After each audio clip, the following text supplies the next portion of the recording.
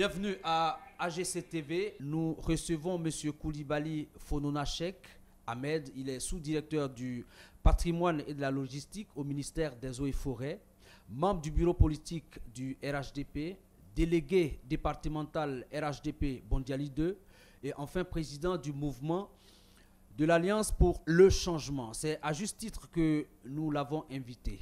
Avec lui, nous passerons en revue son actualité personnelle, celle de son mouvement politique, son parti politique, le RHDP, et celle du pays. Bonjour, Monsieur le Président. Bonjour. Vous êtes l'un des fondateurs du mouvement APC, entendu Alliance pour le changement. Alors, présentez-nous votre mouvement. Merci. Je voudrais d'abord remercier AGC TV pour l'opportunité que cette télé nous offre aujourd'hui de parler de notre mouvement et de l'actualité en général. L'Alliance pour le changement est un mouvement créé depuis 2009. Mais il faut dire que l'Alliance pour le changement a été un mouvement d'abord qu'on appelait le Forum des associations pour la nation, qui a été ouvert aux associations de la société civile en 2009, précisément en septembre 2009, pour créer l'Alliance pour le changement.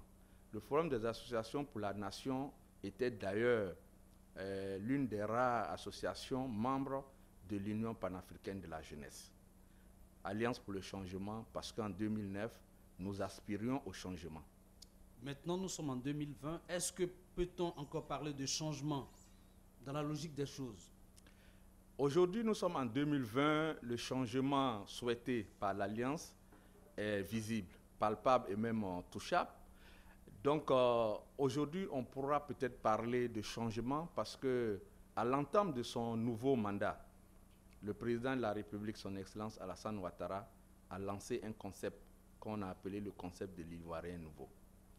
L'Ivoirien nouveau qui doit se débarrasser d'un certain nombre de comportements. Vous estimez que l'Ivoirien nouveau n'est pas encore... l'Ivoirien n'a pas encore atteint le statut de Ivoirien nouveau? Non, l'Ivoirien n'a pas encore atteint le statut de l'Ivoirien nouveau. Qu'est-ce que vous appelez l'Ivoirien nouveau? On appelle l'Ivoirien nouveau l'Ivoirien qui se débarrasse d'un certain nombre de comportements, l'Ivoirien qui, je vais dire, fait en sorte de prendre soin, je vais dire, de son pays. L'Ivoirien nouveau, c'est l'Ivoirien qui décide de travailler pour son pays. L'Ivoirien nouveau, c'est l'Ivoirien qui, en gros, décide de se défaire d'un certain nombre de comportements tels que ce que nous avons pu constater ces derniers temps avec des rumeurs malsaines sur l'état de santé d'une de nos personnalités. On reviendra là-dessus, Président. Quelles sont les actions majeures que vous avez opérées avec votre mouvement APC?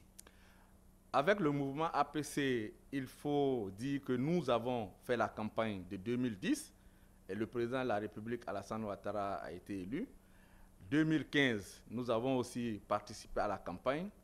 Le président de la République, Alassane Ouattara, a été réélu.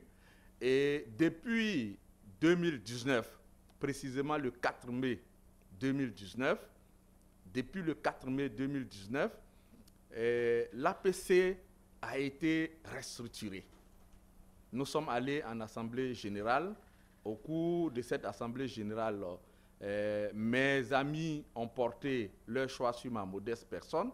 Et le thème de cette assemblée générale, c'était l'APC restructuré pour la continuité. On y reviendra.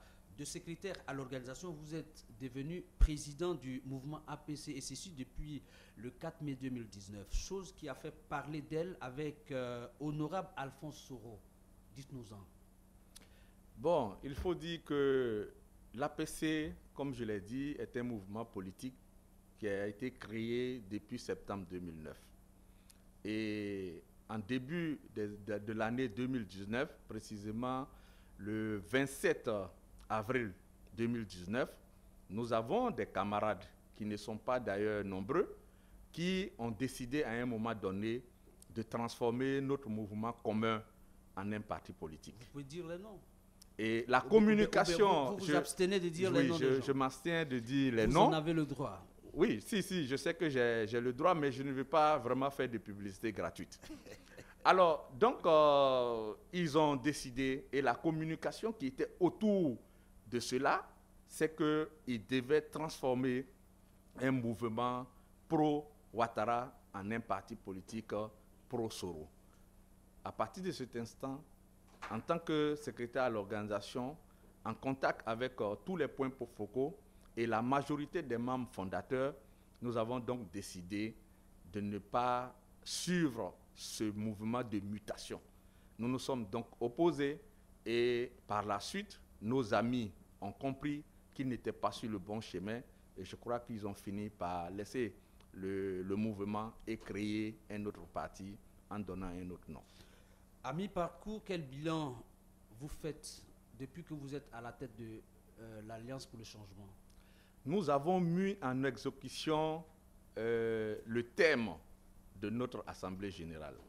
Nous avons donc restructuré le mouvement Alliance pour le changement en investissant les coordinateurs, en réactivant les coordinations sur toute l'étendue du territoire national.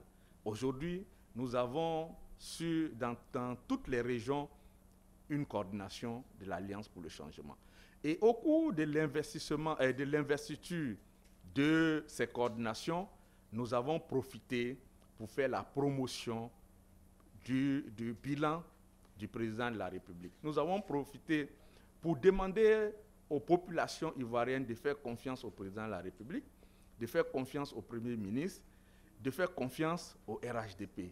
Nous avons profité au cours de ces investitures pour parler de cohésion sociale, là où il y avait des problèmes de cohésion sociale. Président, le Premier ministre... bilan n'est pas fini. Le bilan n'est pas fini? Ok, Président, les... Alors, deuxième point du bilan, nous avons eu à organiser des meetings de formation sur des thématiques bien précises. Le RHDP et les valeurs de l'oufouettisme, la cohésion sociale gage d'une victoire écrasante du RHDP en 2020, et puis les stratégies à mettre en œuvre pour que le RHDP puisse sortir vainqueur. Et le troisième élément de ce bilan, c'est le recensement en fin 2020 de nouveaux majeurs ayant l'extrait de naissance que nous devons aider à avoir ne serait-ce que le certificat de nationalité pour pouvoir s'inscrire sur les listes électorales. Et sur l'ensemble du pays... L'opération aura lieu du 10 au 24 juin. Du 10 au 24 juin. Et sur l'ensemble du pays, nous avons pu recenser environ 12 689 nouveaux majeurs ayant des extraits de naissance à Bundiali, dans la Bagoué, dans la Maraoué, à Zenoula, à Gagnoua, à Bouaké, à Kourogo et dans le Grand Ouest. Est-ce que cette action est en conformité avec la ligne de la CEI? Bien sûr, l'action est en conformité avec la ligne de la CEI. La CEI, nous nous occupions de nos militants, de nos membres. Nous nous soucions de donner à nos membres des papiers. Nous nous soucions de faire en sorte que nos membres soient inscrits sur la liste électorale. Donc, ça n'a aucun problème. Il n'y a pas de, je veux dire, de soucis avec la CEI à ce niveau. Au contraire, nous sommes en train d'aider la CEI à faire en sorte que les Ivoiriens puissent s'inscrire massivement sur les listes électorales. On cherchera à inviter sur ce plateau un des membres de la CEI pour nous expliquer ce fait. Le Premier ministre, ministre du Budget et du Portefeuille de l'État, son Excellence Amadou Gon Coulibaly, est le candidat déclaré du RHDP. Quelles sont selon vous ses chances? Le Premier ministre a toutes les chances d'être élu au soir du 31 octobre. Donc ce n'est plus la peine de faire des élections. Pourquoi? Ce n'est pas parce qu'il a toutes ses chances d'être élu au soir du 31 octobre qu'il ne faut pas faire des élections. C'est la démocratie, il faut quand même aller aux élections. Pourquoi je dis cela?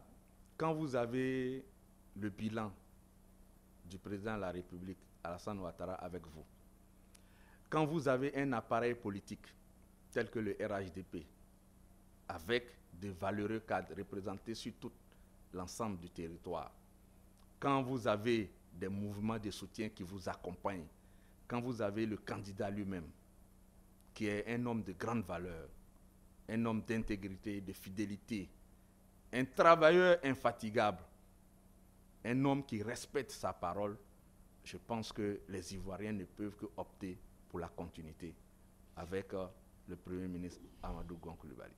L'élection présidentielle est prévue pour octobre 2020. Pensez-vous qu'avec la crise sanitaire Covid-19, cette élection peut-elle se tenir effectivement? L'élection peut se tenir tout simplement parce que les scientifiques aujourd'hui nous démontrent que nous devons accepter de vivre pour un moment avec le Covid. Donc si, disons la Covid, parce que apparemment les Français COVID, disent qu'il faut appeler la Covid. Le terme a évolué. Voilà, le terme a évolué. Alors, donc je pense que si nous devons mettre du temps à vivre avec la Covid, on ne devait pas arrêter le fonctionnement de l'État pour le coronavirus. Donc alors, pour moi, le coronavirus ne peut pas empêcher l'élection présidentielle en octobre 2020. Président, le Premier ministre est absent depuis le 2 mai 2020 et des rumeurs ont circulé sur la toile relativement à son absence. Quelle a été votre réaction en tant que militant du RHDP? C'est des rumeurs qu'il faut vraiment déplorer, des rumeurs malsaines. Est-ce qu'à un moment, vous-même, personnellement, vous n'avez pas eu peur? Est-ce que vous n'avez pas été ébranlé par les informations qui se déroulaient sur les réseaux sociaux? Pas du tout. Parce que quand vous êtes en contact avec les plus proches collaborateurs du Premier ministre, pourquoi vous serez ébranlé? On n'a pas été ébranlé. Il s'agit d'un contrôle médical de routine que chacun de nous fait. Mais le Premier ministre a voulu être transparent. En homme d'État, il a voulu être transparent sur son état de santé. Ça a conduit à des rumeurs malsaines d'une classe politique, je dirais une classe politique qui ne mérite pas d'être en Côte d'Ivoire. Parce que vu le niveau auquel le président de la République a placé cette nation, on ne devait plus trouver dans notre classe politique ce genre de politiciens qui fabriquent, je vais dire, des rumeurs pour tout simplement traumatiser la population. Il faut du tout pour faire un monde. Quelle est votre réaction sur le fait que la présidence ait communiqué par le truchement, bien sûr, de son secrétaire général, je parle du ministre Patrick Hachi, stipulant qu'il s'absentait pour un contrôle médical? C'était une première en Côte d'Ivoire quand même. C'est ce que je venais de dire tantôt. Aujourd'hui, on a affaire à un homme d'État, Amadou Gon Coulibaly, qui décide, candidat du RHDP à l'élection présidentielle, d'être transparent. Donc cela nous montre ce que sera sa gouvernance après 2020. Je pense que c'est un acte à saluer. Son Excellence Amadou Gon Coulibaly, Premier ministre, candidat désigné du RHDP, même si son investiture n'a pas été encore faite, a posé des actes de générosité en faveur des populations démunies depuis le début de la crise sanitaire. Avez-vous été associé à ces actions? Oui, nous avons été associés à ces actions, mais il faut dire qu'il n'a pas posé seulement des actes de générosité. Certainement, l'une des choses qui a fait qu'aujourd'hui, certains se sont permis d'avoir des propos malsains, d'avoir des propos déplacés sur l'état de santé du Premier ministre, c'est bien sûr son engagement auprès du président de la République à briser la chaîne de propagation de cette maladie, de cette pandémie. Il a fait des actions, mais il a été, je vais dire, à la pointe de la lutte, aux côtés, disons à la tête de la lutte, pardon, aux côtés du président de la République dans la lutte contre le Covid. Alors, Président, est-ce que vous avez un appel à lancer d'abord à vos sympathisants, les sympathisants de l'APC et des Ivoiriens? J'ai un appel à lancer à l'ensemble des Ivoiriens, les membres du RHDP, les militants du RHDP, les membres de l'APC. Je leur dirai qu'en moins de 10 ans, la Côte d'Ivoire a été transformée. En moins de 10 ans, la Côte d'Ivoire a retrouvé sa stabilité, a retrouvé la paix, a retrouvé la sécurité. En moins de 10 ans, la Côte d'Ivoire s'est lancée sur les chemins d'un développement accéléré.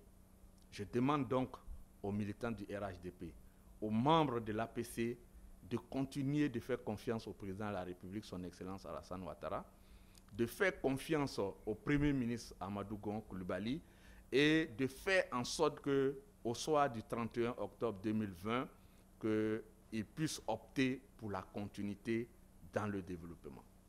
Nous recevions M. Coulibaly Fonona Cheikh Ahmed, il est président du mouvement APC, Alliance pour le changement. Avec lui, nous avons échangé sur les actions de son mouvement APC, de la crise sanitaire Covid-19, du candidat désigné du RHDP et de l'élection présidentielle d'octobre 2020. Il a foi en son candidat et ce ne sont pas les arguments qui lui manquent. Bon vent à vous, Président, et merci encore une fois d'avoir accepté notre invitation. C'est moi qui vous remercie. Nous sommes en guerre contre la Covid-19. L'État est en première ligne. Des mesures sont prises. Il faut les respecter dans le calme et la discipline. Vous faites toujours bien d'être à GCTV, l'actualité du Lion.